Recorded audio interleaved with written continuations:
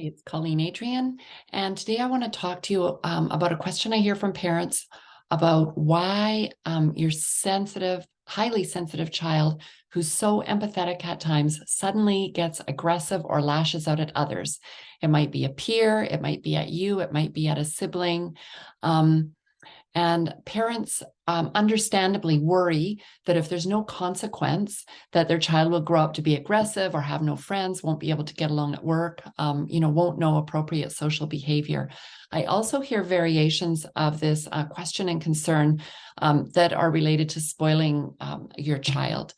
So the first thing I want to say is that I really get your concern about the aggressive behavior, and I really get how important it is to you to make sure that your child grows up learning socially appropriate behavior.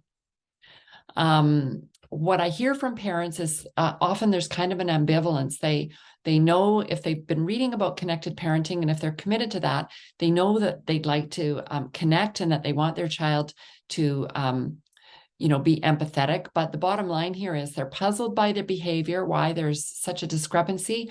And they also worry that they're nurturing behavior that doesn't serve their child. So they're really feeling torn between, should I treat my child kindly or should I, crack down and make a consequence here?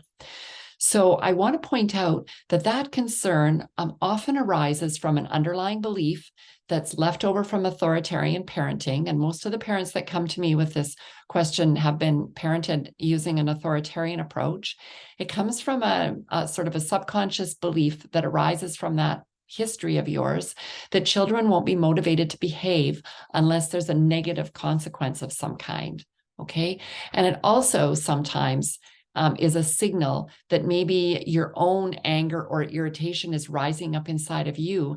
And when that happens, sometimes that's an emotional, sometimes it can just happen because you're fearful about what's going on in the moment. Your child is hitting a smaller child at preschool and you're like, but often if you're really triggered yourself, which happens in some cases, it's because it's stemming from how you were parented and or treated by adults when you were little. And so that anger that you repressed because you were punished and you didn't have anybody to help you regulate, that's now starting to bubble up and your kid's behavior is triggering it.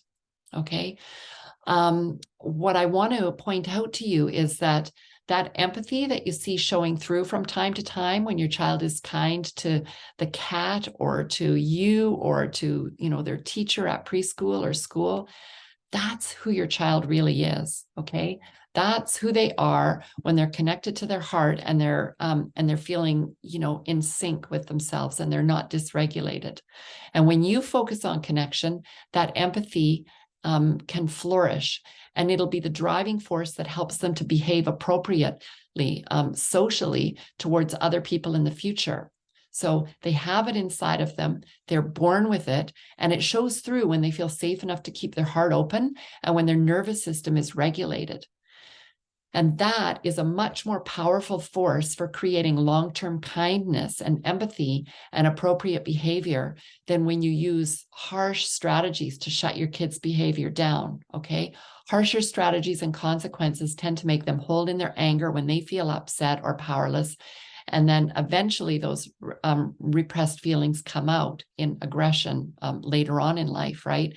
And that's the kids that you see when they get older that struggle with anger and, sometimes in more extreme cases, violence as well.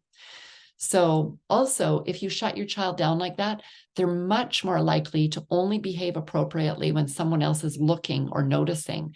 In other words, their motivation isn't going to be intrinsic, it's going to be externally motivated. So I just want to add a quick little side note here that obviously, if your child is doing something that creates safety or danger for themselves or others, obviously you're going to intervene right away, okay? So, but I'm talking about here kind of longer range plans and really exploring what's going on with your child. So if you feel the urge to create consequences to ensure that your child behaves, I suggest you get curious about your beliefs and your feelings and what's motivating you and what's kind of underneath your urge or those ambivalent feelings about, should I connect and should I, gently pull them back on track or what's beneath that urge to be more harsh. And if you're finding that hard, I want to say, I really get it. And please be gentle with yourself. Parents that I work with and that are doing some of this work now to transition from authoritarian approach, which they were parented with, to a connected approach, they're doing some of the hardest work on the planet right now, as far as I'm concerned, because it brings up your own past wounds for healing, and that's painful and it takes work. So be gentle with yourself, get the support you need, and then when you're regulated and you're calm, as best as possible, we all slip sometimes, but when you're regulated and calm, intervene lovingly with your child. Do set boundaries and limits that are needed, but do it with firmness and with a kind voice, because that's what creates safety for your sensitive child to stay open-hearted and empathetic towards others. Thanks for listening. I'm Colleen Adrian. I'm a parent coach and a parent educator. And